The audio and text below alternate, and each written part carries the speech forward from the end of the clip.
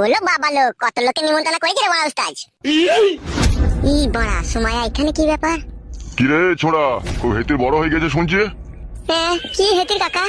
সুইরে বাচ্চা, ভাজা মাছটা উল্টে খেতে জানি না। ওই মশাই, আপনি কেন কথা বলছেন? বিচারটা আপনি করবেন নাকি? ভুল হয়ে গেছে, রাগ ধরে রাখতে পারছি না, যত হোক ভাতি যা বললে কথা। আচ্ছা ঠিক আছে, আমি আছি তো নাকি? কি হয়েছে কি গো কাকা? তোর বিচি কাটবো বে শালা। এই ছেলে, এই জি কাকা বাবু বলেন। এইখানে এসে তো মা সুমাইয়া, এই মেয়েটাকে চিনিস তো? কি বে বল, হ্যাঁ কি না? আমার মুখ মানে তাকাতে কিসে লেগে বে? যে জিজ্ঞেস করছি তাকে বল। কি হলো, কথাটা শুনতে পাচ্ছ না নাকি তুমি? হ্যাঁ শুনতে পাচ্ছি। বগাইটিদের বাড়িতে কতদিন যাওয়া আসা করতিল? কেন কাকা বাবু? চপ বোকাচ্চুদা, আমি কারো কাকা লয়, আর আমার এরকেও ভাইপো নাইকো, যা জিজ্ঞেস করবো তার উত্তর দিবি। কতদিন যাওয়া আসা করছিস বে? অনেক দিন থেকেই হবে, 2 মাস হবে। তা এইটুকু বাচ্চা মেয়ের উপরে চেপে চড়া মাইতে তোর বিবেকে আটকাইলো না? এই বোকাচ্চুদা, বিবেকে আটকাইলো না তোর? হ্যাঁ কাকা, ভুল হয়ে গিয়েছে। এখন এই মেয়েটার কি হবে বে? এই বোকাচ্চুদা, এই মেয়েটার কি হবে এখন?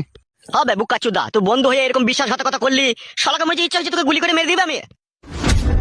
মাথাটা ধরে আমি দেয়ালে ঠুকে দেবো নাকি? আর আপনাকে বললাম নাকি দেয়ালে মাথা ঠুকতে? চুপ করে থাকেন আপনি। কিছু মনে করবেন না, রাগ ধরে রাখতে পারছি না, ইচ্ছা হচ্ছে আর কলজিটাকে বাই করে লোয়ার করাই ভেজে খাই আমি বাংলা মদ দিয়ে। তাহলে তাই করো, আর বিচার করতে হয় না। কাকা আপনি একটু চুপ থাকেন, কাকা বাবু যা ভালো বুঝবে তাই করবে, আপনি চুপ করেন না। তাহারে লাউড়া মুখ ওই দিকে তাকা। তাহলে হবে, তুই যে মেয়েটাকে গাবিন করে দিয়েছিস, তাহলে এই মেয়েটার কি হবে? ও তো আমাকে মাঝে মাঝে ডাকতো, ওই যে আমাদের ভাই আসবা। মারবো খান কি ছেলেকে এখনই আবার। ও তোকে ডাকতো বোকাচ্চুদা?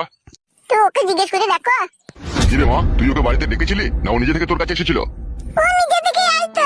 দাদা যখন থাকতো না তখন লুকিয়ে লুকিয়ে এসে বলতো আমি তোমাকে ভালোবাসি, তোমাকে বিয়ে করব।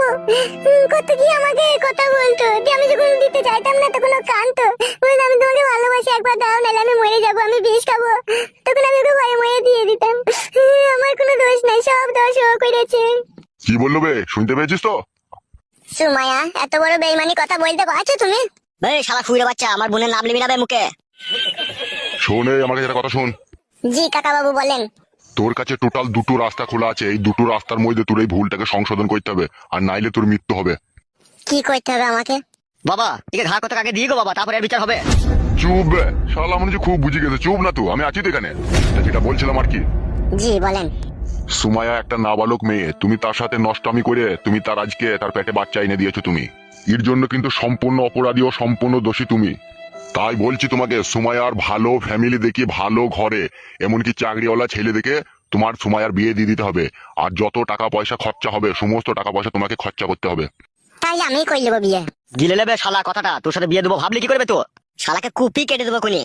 মারবো মারবো, তোমরা শুধু একবার হুকুম দাদো কাকা, আমি ধুলো কই দিচ্ছি কোনি। এখনো আমি এখানে দাঁড়িয়ে আছে বলে তোমার গায়ে এখনো কেউ হাত তুলেনি, ঠিক আছে? যদি আমি একবার ছেড়ে দিই